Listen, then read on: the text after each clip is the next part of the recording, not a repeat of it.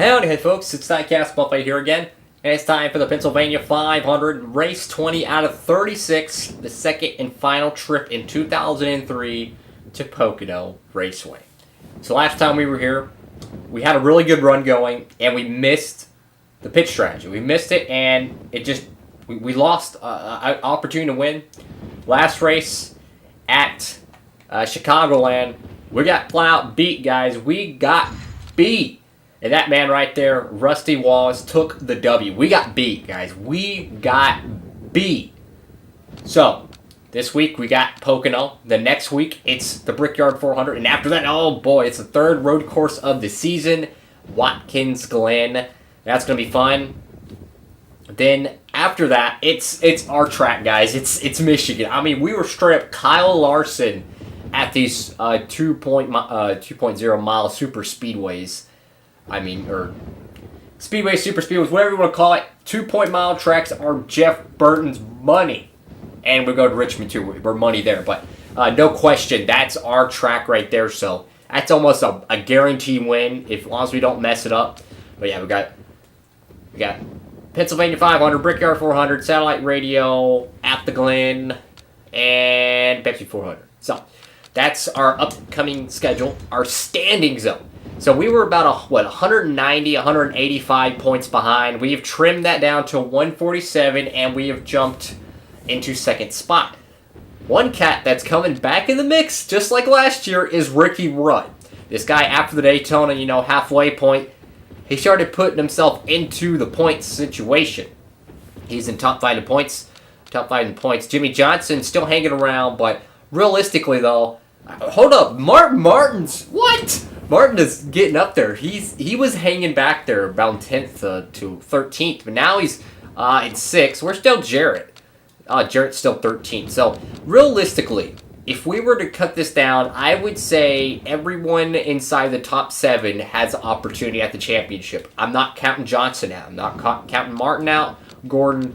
So, pretty much, Tony Stewart on back, I think, is eliminated from championship contention. Martin looking to go back-to-back, but he has just not had a season. I mean, look at this. Last year he had 26 top 10s. This year only 14. He hasn't even won a race. I mean, it's been definitely a different type of season. Our paint scheme, we're going to run the Super Guard Ford here. And let's go to Pennsylvania. Alright guys, so we qualified on the pole once again. So our qualifying trim, very good. Last year, I remember we went to the first Pocono race, and we got collected up in an incident with Tony Stewart. And, whether it was my fault or his fault, that's not up for me to decide, but I lost the race. We had a really good car there. Later that year, if I remember correctly, we went here and won. Can we do it again? We had an incident in the first Pocono race. Not incident, but a mistake on our part. Can we go out here and get redemption and win the Pennsylvania 500? Puts it down track side for pre-race ceremonies. Welcome to Pocono Raceway, located in the heart of the beautiful Pocono Mountains for today's Pennsylvania 500 on MRN. And Barney, there are a few unique twists to this 2.5-mile tri-oval. Well, this is one of NASCAR's toughest tracks, especially for the crews who set up these race cars. Nothing is the same in any aspect of this racetrack. 3 totally different corners, 3 straightaways of different lengths. It's enough to drive a crew chief crazy. Jeff Burton comes to the track with the hopes of maintaining his top 5 points position. Oh yeah, and all these guys in the top 5 are fighting hard week in and week out to gain as many points as possible. It's harder to pick up spots once you're into the top 5. Jeff Green joined Richard Childress Racing in 2001. It was the first year RCR had run 3 cars at one time in Winston Cup. And being a part of a very successful multi-car operation is important to Jeff. His first foray into Winston Cup was a little rough, but with Childress, he's got a good chance to run well week in and week out.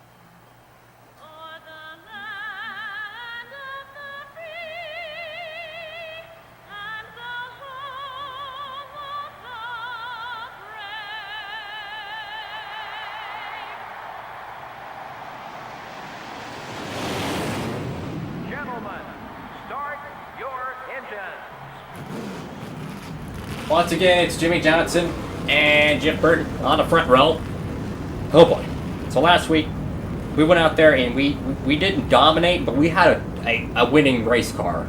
About 5 laps to go, had Martin, Rusty, and Jarrett all over my back end, and I held them off as best as I could. And on the final, what is it, first turn on the final lap or the turn before the white lap? Yeah, it was the turn before the white flag on the final lap, and I blew it. Yeah, I got beat. This is a redemption race, guys. This is we got second last week though, so we can hang our heads high. We gained points on Marlin, but this is another opportunity to gain even more points. Green flag. The last time at Pocono in 2003. Let's go. Today's strategy is top 5. That's what we're going to be shooting for. And we just gotta race this racetrack very well. Our car, I think, is going to have a lot of speed today, but it's going to be up to us to capitalize on the pitch strategy to make up for the miscues we had earlier this summer. This is, in my opinion, the last race of the summer stretch. Everything else from here on out is really going to become the championship stretch, in my opinion. The Brickyard kind of symbolizes that, at least in the old days. Yeah, the Brickyard's still in July, but the true summer races they're coming to a close. Once you get into August, and then then that turns into the fall stretch. And Jimmy Johnson's going to lead that lap there, unfortunately. It's okay though. We're digging, man. We're digging. Pocono is a very tricky track, and that's why they call it the Tricky Triangle. 3 different corners, completely different levels of banking. And the best way to describe the 3 corners is the first corner has a lot of banking, the second one has a good bit, and the third one is almost as flat as New Hampshire, or at least that's how it races. But the tricky part of this track, the worst part in my opinion, is the tunnel turn, which is the second turn. They call that the tunnel turn because there is a tunnel underneath. And what makes it so tricky is that 1 and 3 around this track have such a huge, wide open exit and entry, while turn 2 it's a sharp kink. And you think when you're making a sharp turn in the second turn around this track, you think you just want to let out the gas and let the car roll. No, it's the complete opposite. You actually have to use the gas to make the car turn in turns 2. It's so weird. So you see that wall coming up, and you have to tell yourself to step on the gas. It's so opposite to how you're supposed to race most of these tracks. Like right here, I'm telling myself, let off the gas and let it roll. No, you have to step back on the gas. You have to be extremely aggressive. In contact with Johnson there, sorry, but you have to be aggressive. Meanwhile, Dale Jarrett's out front. Definitely the AI is getting faster, guys. I think they're getting faster. Which is supposed to happen. Every year they get faster. I think it's actually every 8 races or something like that. I'm not sure. The AI gets faster the more seasons you run. Which I think is good because it's like they're catching up, So as the longer you run, the harder it is to win. Which just like it is in real life, The competition gets steeper, As drivers age, it gets harder to win. It's just part of it. Meanwhile, Dale Jarrett's still up front. It's a 20-lap race. Pit stops will be around lap 10 or lap 11. Nothing unusual there. It's so intimidating to step back on that throttle going through the tunnel turn because you're on thin ice because you see that wall coming up. Like right here, you step on the gas too early, you're going to have a wide exit, and it's going to kill your exit speed. It's so weird how the second turn's raced, but we got to get around Jarrett because he's pulling away and he's got the lead. So we got to be more aggressive, guys. You got to be more aggressive. That's what happens when you're too aggressive. But honestly, we didn't lose that much. I think drafting is going to be our, probably our best ally right now. Just got to be consistent. Like this turn, man, it just scares the crap out of me. Because you see that wall right there, boom. It's like Dover, man. But instead of letting off the gas to make it, you have to throttle the gas. You gotta slam it down, or you ain't gonna make the corner at all. It's so weird, guys. Meanwhile, Dale Jarrett is solid as a rock. He is just, his Ford, man, he is just taking off. But we're on an island of our own right now. Jarrett out of the championship contention, you know, hasn't had that great of a year, honestly. Last year was much better for the UPS Ford. And I think he's just, you know, trying to finish 2003 with a strong, you know, a strong resume. And there's a lot of races left, don't get me wrong, but with drivers like Sterling Marlin and Rusty Wallace always up in the top, you know, 5 every week, it's super hard to gain points on these guys. So even if you go out here and win, if the guys finish 2nd and 3rd, you don't gain nothing. So it's really about how many bad days you have rather than how many wins. Meanwhile, we're catching up on Jarrett. I should have stuck on the throttle. I let out the gas like a dum-dum and just blew that. So it looks like we're not going to be able to get the max points today, I don't think. Because I remember when we go to Pocono, we generally pull away and dominate. But someone... Oh, sorry. Yep, that was bad. And that's a product of when you go into the bottom of these corners, your car does not land. It washes up. That's what makes it so difficult to race side by side these games. Or at least the old Thunder ones. You know, that did look extremely dirty, and I do apologize. I'm trying to, you know, race as clean as possible, but at the same time, you gotta do what you gotta do. You know, take no prisoners. We're racing for a championship. He's racing for a win. We're racing for a win as well, but we're racing for a championship. Like, I'm not willing to take a 2-tire gamble and just destroy our championship hopes. I'm not willing to, you know, try something crazy. I'm willing to just go out here and get a top 5 and go home. Speaking of top 5, let's get an update. A whole bunch of Fords, guys. Fords, all top 5 here at Pocono. That's pretty cool stuff, seeing these Tauruses out front. Our tires are aging, man. Aging terribly right there, man. We butchered that entire corner. No bite at all. This car has no bite right now. And if you look on the walls, you'll realize that there's no catch fence on some parts of these of the track, which is beyond me to know that 15 years ago, we were racing 3,400 pound, 700 horsepower stock cars without a fence at a racetrack. That kind of blows my mind a little bit. I'm not gonna lie. And we're not talking about a little bitty short track where if someone goes over the fence, it's just going to sit there. No, we're talking about going 190 miles per hour. I mean, like there's no catch fence there, guys. It's literally just trees and billboards. Like if a car gets in that wall or just slams into another car and gets airborne, because the Gen 4s were very easy to flip, that car could easily go over that little white wall and smash into a tree, a sign, or something. It's like right here, it's so treacherous, man. I don't want to get on the throttle, but I got to. And that's what's hurting me so bad in the tunnel turn. It's just intimidating, man. Because you don't know how much you can push it. Do we pit? Do we pit? Do we pit? Do we pit? Do we pit? No, we don't pit. We don't pit. We're going to make sure we're the second group. I know a car or two pitted here, but we're not going to take the bait yet. We're not. We're going to stay out front. We're going to make sure we lead this extra lap. I want to get as much points as I can. So Johnson led about 4 to 5 laps. Jarrett, I think, has led 3 to 4. So to my, calculations, we're not battling for leading 10 laps. We're battling for leading 7 laps. So as long as we have more laps than them, then we're eligible for those extra 5 points. Ooh, they're a little too hot. Turn left. There we go. A little bit better that time.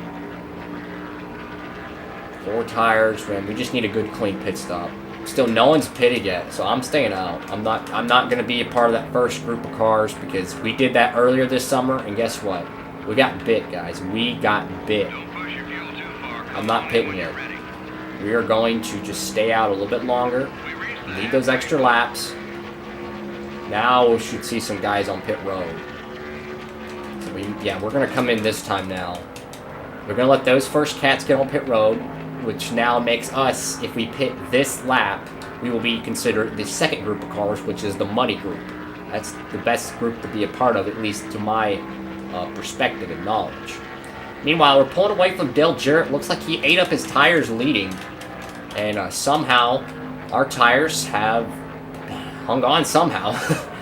Which is very unexpected. Meanwhile, we got a smoker down in 3. Someone has had an engine expire here in Long Pond, Pennsylvania. I don't know who it is, but it could be trouble getting on pit road. And it is Ricky Craven's Ford Taurus. We're going to lock these things up. Good entry. 4 tires. No adjustments. 2 cans of gas. Let's go. Come on, team. We need a good pit stop, guys. Let's go. Let's go. Let's go. Let's go. Need a good pit stop. You give me another drink of coffee.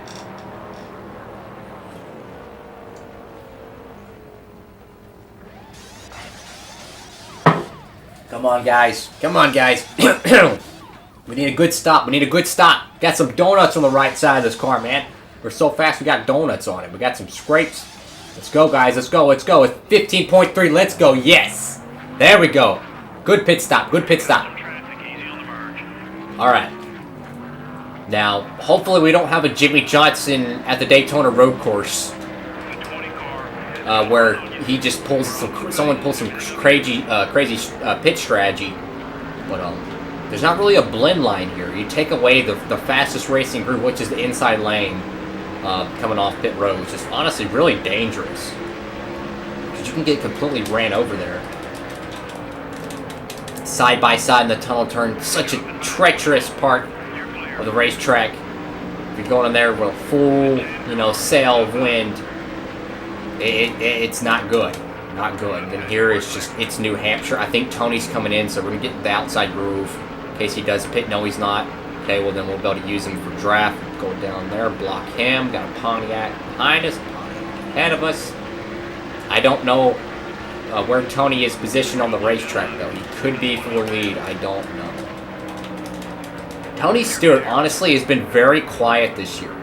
Very quiet and big run down in 1. We're going to go right around Tony Stewart's Home Depot Pontiac. And as you can see in the rear view, if it ain't too blurry, you can you see how the right front fender of the Pontiacs in this game, they're glitched. They look like they're damaged or broken. I don't know why. But when you look at them in the rear view, which is essentially a lower resolution version of the car, it has a glitch, a texture glitch, where the right front looks like it's broken. It's weird, like the fender. Meanwhile, we're out front, and we're going to resume the lead here at Pocono, and this is why we did our homework. If we would have pitted when those first cars pitted, we would be 10th to 15th right now. We pitted at the absolute perfect time, the second group of cars. We learned our lesson, and we, made up for our mistake. And look at it, we're out front, and we have an opportunity to lead the most laps and get a max points day here in Pocono. Tony Stewart, who's in second place. Jeff Green's right behind him. I don't know how these cats came in the mix. They might have to pit. I don't know. They might have took 2 tires. They might have took no tires. I don't know. But they're in the mix. They're hunting for a Winston Cup victory. But Dale Jarrett, who we were battling earlier, is in 3rd spot. So I don't know how these 2 cats got up there. I'm assuming they did some strategy. Trying to do something to get a win. But you never know, guys. You never know. You get 36 shots a year to get a victory, and when you're halfway through and you haven't got a win or so, you really got to start trying some different things, and especially when the wild card stretch is over. The first month of June, you have 3 straight wild card races: Sonoma, the Daytona Road Course, and of course the Pepsi 400 underneath the lights. Once those races are over, you don't really get a wild card stretch. You have 2 road courses left: Watkins Glen and the Texas Road Course. For those who are new to the series, yes, there is a doubleheader at Texas in the fall. We run the road course earlier that week, and on the weekend we run the normal Texas 500. But that's a road, that road course is or Roval, whatever you want to call it, that's considered a wild card event. Talladega is a wild card event. The last part of the schedule is much harder to get upset wins because of how, I would say, the schedule favors the dominant cars. The cars that are already in championship form push a little bit harder, I think. I think they find their stride a little bit better, so it's harder to pick up wins. Upset wins, at least. Not saying Tony Stewart's an upset winner, but I'm just saying if you have a bad season, it's a bad season. Let's get a top 5 update. Dale Jarrett. Okay, so it looks like Tony Stewart, at least to my knowledge, did some sort of strategy. Either he took 2 tires, or by the grace of God, he got a 14 or 13 second pit stop. But he's fell off from second place, or first place really. Dale Jarrett and company have went around him. Jarrett is up to second. Looks like Bobby Labonte's entered the top 5. So both the Joe Gibbs Pontiacs are up here battling for a good points day. No sign of Sterling Marlin, guys. No sign of Sterling Marlin. I'm assuming he's in the top 10, but I don't know. I think if we leave this lap, I think this guarantees our max points day. And if that's the case, then that is awesome. I want to get max points. But Jarrett's coming, guys. We need to step on the gas because that 88 UPS Ford is not going away. This is not a parade lap. We seen what happened at Chicagoland last week. How we thought we had it.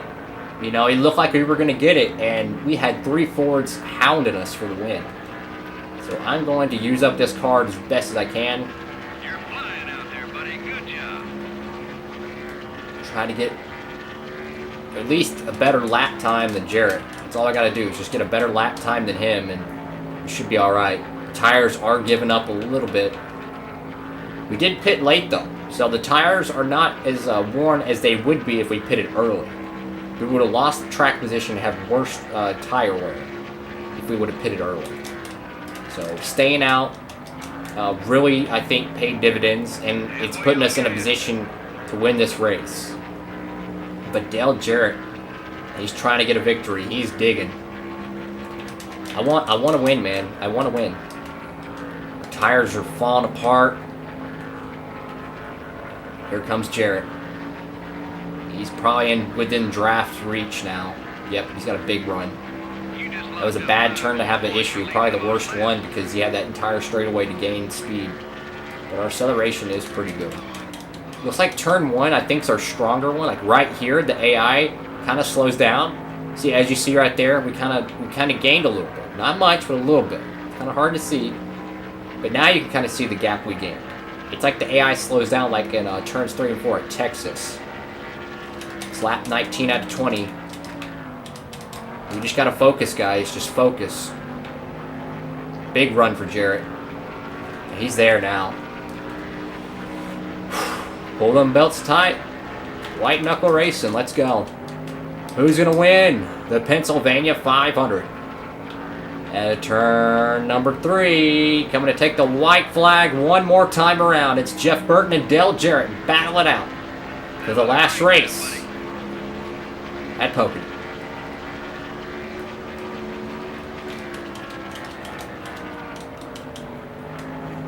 Car wanted to wash up there, but we slowed down our car enough to be able to hold the bottle.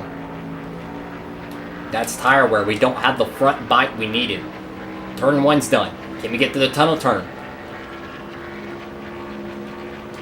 Massive acceleration gap there. Sitco Ford Taurus. We gave up a little bit there. We were kind of conservative in the tunnel turn, but that's okay. Now here's the final turn. If we can get through this one, we're good. We just can't give up the big run. Slow down. There we go. Just make the turn. That's all I need. I don't need to overdrive it. Now we got to drive through our rear view. Coming out of turns number 3. Jeff Burton will win the Pennsylvania 500 at Pocono Raceway. Heck yeah, man. Woo! Awesome job, guys. Let's go burn it down. Heck yeah. Came so close last week of winning in Chicago again. And we go here to Pocono. We're getting ourselves a victory. Heck yeah, man. Heck yeah. That's what I'm talking about. Burn it down. Win number 7 of 2003. Well, we won 14 races last year, guys. We have won 21 races. And we're only like halfway through the season. We won 21 races last year and halfway through this season. So we still got a great opportunity to get a lot more wins. And add on to our stat sheet. Just burn it down, man. Burn it down. Not a single That caution lap was awesome. Race. Whoa, that doesn't happen very often. It makes you Scratch in this race. Here we go to victory lane, guys. Man, we are making Sitgo a lot of money. A lot of exposure, I'll tell you that. Feels great to be back in victory lane, man. Last time we were here, we won, what was it, Sonoma, I think? Yeah, I think it was Sonoma. Heck yeah, guys. That's what I'm talking about. Going back to victory lane. Next weekend's the Brickyard. I'm not too confident about that one, but let's not worry about that. We won today, and Marlon didn't. We are proving why we deserve to be in the championship contention. 7th win. Heck yeah, guys. That's what I'm talking about. Another W for the Sitco team and for Roush Racing. Awesome. Sterling Martin, of course, sneaks into the top 5. He's like, oh, look, it's Jeff Burton. He's about to get another win. And he gets into the top 5. And he's going to lose like 10 points. That's it. Here is your statistics. So, we lead 11 laps. So, we get the halfway, or not halfway, but we led half the laps of the race. We get the 10 bonus points. So we come on with a max 185 points today. Marlon comes on with 160, so we gain 25 points. Woo! 25 points on Marlon. Dale Jarrett finishes second. He had a pretty good run today. Jimmy Johnson faded. He finished in the top 10, but we got Kenseth, and I don't even know where Martin is. I don't know where he finished. Martin's not even up there. Yeah. So I think Tony Stewart either had a pit again or tire. I don't know. He didn't even lead a lap. What? He was out front. I don't know. I don't know how that worked. Whatever. I guess he took the lead after the start finish line or something. I don't know. Anywho, another victory for the Sitco Ford team.